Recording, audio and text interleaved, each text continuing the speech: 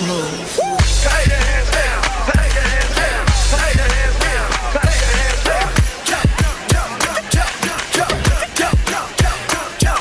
Finally, I get to talk about Beyonce. Y'all just need to calm down. This is not about you. Beyonce is coming to South Africa. She's probably here for that global citizen event.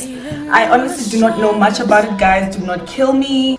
Apparently, other artists will also be performing, but obviously everybody's all fixed on Beyonce, okay? And I actually wanted to do this video when Beyonce was doing the Coachella event, and I was just like in awe. I was just like, what? Now, you might be a fan of Beyonce or not, but we can agree on one thing. Like, the performance was epic. Like, her work ethic is on another level, guys. From the dance moves that they did, to the costumes, to the band, to the choir, to just her performing was just like, wow, awesome. You could tell that everything in that event was planned to the smallest detail. Like, everything was like 1, 2, 3, we're gonna do that step by step. And you could tell that they worked day and night for this event. So I can imagine a lot of South Africans now are just like, what are we gonna get from, you know, Beyonce on this event? I don't know if I kind of regard myself as a Beyonce fan or not. Growing up, Beyonce wasn't really someone that I kind of looked at as my role model. She just was an entertainer and grew up in a very Christian family. The way she wore, or she does still wear, is like minimum clothes, and you know, my parents were just like, where's the rest of it? And I just never really looked at her as somebody like, you know, to look up to. But here we are. Still, again, not saying I'm a Beyonce fan, but I am a fan of her work ethic. Let me be more clear. This video is gonna be about Beyonce's work ethic and just being the best she can be, and it kind of just inspires me to be the best I can be. So this is pretty much more of Beyonce's life, career, like work, stuff like that. From all the documentaries that I've watched of Beyonce, her life, you've heard pick up that she knows what she wants, will not take no for an answer. She dreams big, guys. She sets goals and actually executes them. She believes in her ideas and will stand for it. And I've watched some of the documentaries where she was showing some of the people, like they were going through the whole stage performance thing, how it's gonna look, the lights and everything, and she was just like, I don't like this, move that there and everything. And these are the people who are professionals in that area, but she was saying, no, I want this there. Because sometimes people will tell you what they think you should do, but it's your show, guys. It's your show. So she can stand up for herself, and like, I admire her for that. She puts 100% energy into what she does. Like, every ounce of her, every energy that's in her, she puts it in her work. And it's like, wow, you know, because sometimes when you do stuff, you just like, you know, I don't feel like it, it's a Friday, we just go. No, she's working on it. She does not allow lazy, negative, poor performing people in a team, I realized.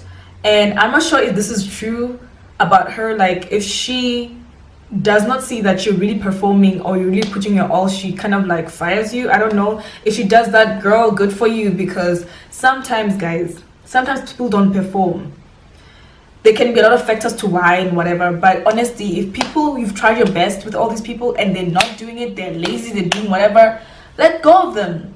Get somebody else who will fill that place, who will actually do it and wants to be there, okay? She does not allow such people in her workspace, in her space of work. When you love what you do, you want to bring people who also see the same passion as you, have the same passion, or they see where you want to go with this and they want to help. You don't want someone who's just going to be always negative and kind of like keep everyone back and just drag everybody.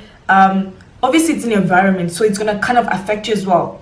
So before people kind of like get to that point, let them go. And with this firing thing, I don't know, like a week before the concert, does she do that? I wonder. If she does, I guess it makes you really want to work hard all the time, because slip and you're out. And I'm here like, wow, sometimes, you know, you just let people sit there, build a nest with their negativity and laziness and just not doing anything, and you tolerate it and you just go with it in your life, and you just live day to day with these people, and they're gonna affect you to a point where you're like, it doesn't really matter anymore. My dream doesn't really matter. Guys, don't stand for that. If you need to move out of that environment or situation, go. And the other thing I've realized about her is that she makes time for her family and friends.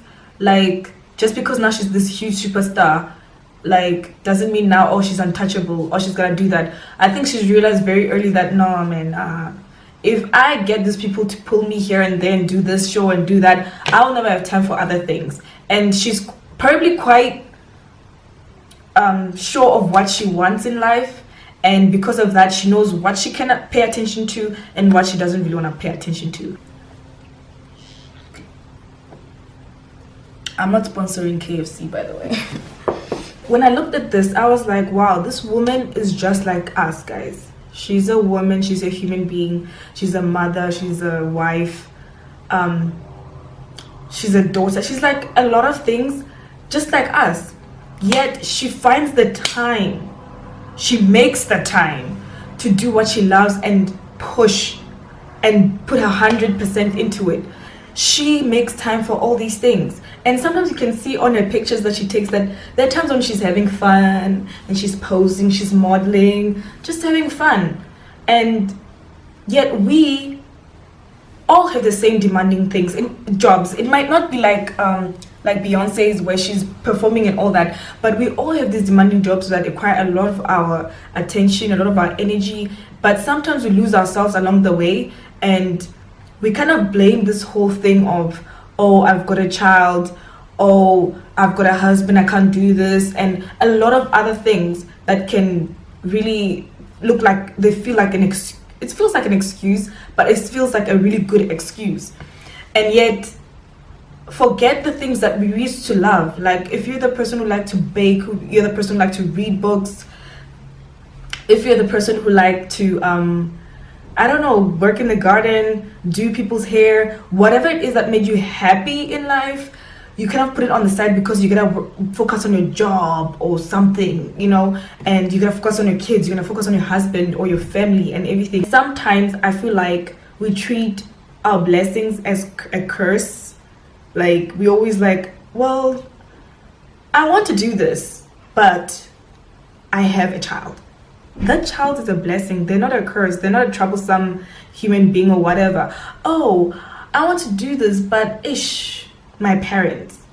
Your parents are a blessing. They're meant to guide you along the way. They're not supposed to cripple you. When it comes to our work that we hate, that normal job that you get, that you have, and you're earning a salary, how many times has it changed? Your office changed and you adjusted? How many times has the environment changed and you adjusted? How many times has rules and regulations and the structure of the place changed and you adjusted? In those places, in the workplaces, you are able to adjust, but in your own personal life, you can't adjust. You can't say, now I've got a kid, so how do we work this out? I used to like going to the gym, or I used to like to jog, but now I've got a child. The child is not a curse. It's a blessing. How do I now, with the child, how do I make this work for me and my family? So you don't leave yourself behind, guys. Yet when things in our personal lives change, our world stops. Why? My bedsheet died, guys, so maybe it's a little bit darker now as the sun is going down. But yeah, so what I was saying is, what I picked up from Beyonce is that she kind of includes everyone, and she knows that everyone has their place. So if she needs dancers, she's gonna put up dancers. If she needs people who can do the instruments, she put up people with instruments. She doesn't do everything herself. And also knowing very well that sometimes to get really go big, you need more people. Sometimes you think, no, I want to go big, but you're not going to use yourself. So if you want to go big, you need to get these people, they better work, and this thing is going to be great. So I feel like she kind of hires these people knowing very well that I want to make the best performance ever. She wants to make the show unforgettable. So no matter how talented you are, you need people's gifts and talents and all that stuff, their skills, to complement your own. you can't do everything yourself, pretty much. And she not only just hired people, she hired people who she saw kind of the same vision as her, people who know how much it takes to put everything together to get the best of everything. And I feel like also in business or at work, you need to get people who kind of have the same vision as you, people who understand that to make that the business or whatever it is, that idea to go big, you need to put some work into it. Sometimes you kind of find yourself getting help from family or friends, and whew, guysini, it's such a problem, and you end up having someone that's in your team that's not really performing. And like, what do you do with that? You know what I mean? So get the people that you know from the start that have the same vision as you. People saying they want a job is different from people saying, I see what you want to do, how can I help? So don't sit in your corner and feel like, shoo, I cannot do anything, when there's so many people and so many skills out there, skill sets, and people who have them that can actually help you achieve whatever it is that you want to achieve. That just goes to show that everyone has their places. You can't do everything. The last point I'd like to put up, I know this is all over the place, but when it comes to children and the next generation, I feel like people have this thing, parents have this thing that they will tell you what to do, or they'll tell you, people just tell you, you need to do this, you need to do that, but no one does the action where you can look at and you'd be like, oh, so this is how they did it. Now when it comes to parents, I feel like parents tell you things that they haven't done sometimes. They'll tell you, yeah, it's easy, just go to these people, talk to them, look at this stuff, but they've never done that. And most kids learn by watching you do stuff. If you have a daughter and you're going out of the house and she's just like, wait a minute, I'm still just putting on my shoes and I'm getting my bag. She saw you do that as the mother. She saw you do that and she's like, I want to be like that. When your son opens the door for you to get in the car or to get out of the house or in the house, whatever it is, they learn that from their father. So it's like they look at what you do and they copy it. So if you as a parent always telling your child, you can achieve whatever you put your mind on, but you don't achieve anything, how are they supposed to copy you? You know what I mean? And this thing of parents always saying that, especially older people, this is for you guys, you who are young, you know, us we're older now, we have nothing there's so much you can still offer at 60, there's still so much you can offer at 70, there's still so much you can offer at 80, guys. Don't just sit there and be like, oh, it's for my children. No, just look at it as creating a platform or a path for the next generation. You know what I mean? And by doing that, your kids look at you and they're like, wow, my dad at 60, at 70, at 80, still doing something, let me do something. And we learn from you. No matter how old we are, we learn from our parents. But yeah, guys, honestly, overall on this video, oh my gosh, I feel like I just went from Beyonce to something else. But this is something that inspired me about looking at Beyonce. And as a mom, obviously, when your kids see her, they're like, shoot, we need to work hard because my mom put her, okay?